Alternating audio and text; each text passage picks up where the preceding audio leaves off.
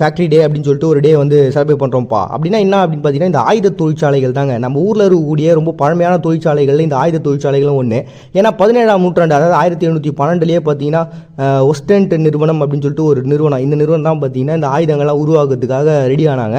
So அப்போ வந்து பார்த்தீங்கன்னா ஆங்கிலேயர்களுக்காக இது ஒர்க் பண்ணிட்டு இருந்தாங்க. பட் அதை தொடர்ந்து பார்த்தீங்கன்னா இந்தியனுடைய ஆர்மிக்காக இது வந்து அப்படியே செயல்பட ஆரம்பிச்சது. சரி, இதுனா ஒரு ஆயுதம் தானே, மற்றவங்களை கொல்லக்கூடிய ஒரு இதெல்லாம் நம்ம எதுக்கு செலிப்ரேட் பண்ணணும் அப்படின்னு சொல்லிட்டு ஒரு சில பேர் நினைப்பீங்க.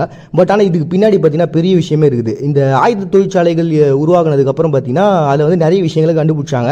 அதுவும் பார்த்தீங்கன்னா இந்த கையெறி குண்டுகள், கவசம், பேராஷூட்டு, வெடிமருந்து, இந்த துப்பாக்கியில் இருக்கக்கூடிய குண்டுங்க, இது எல்லாத்தையும் இவங்க ரெடி பண்ண ஆரம்பிச்சாங்க. பீரங்கி முதற்கொண்டு இப்படி எல்லாத்தையும் ரெடி பண்ணணும்னா அதுக்கு மூலப்பொருட்கள்லாம் தேவைப்படும்ல. அதுக்கு என்னெல்லாம் பண்ணலாம் அப்படின்னும் போது தான் பார்த்தீங்கன்னா எக் ஃபேக்ட்ரியை உருவாகுறாங்க, ஜவுளி கம்பெனியை உருவாகுறாங்க, ரசாயன பொருட்களை உருவாகுறாங்க.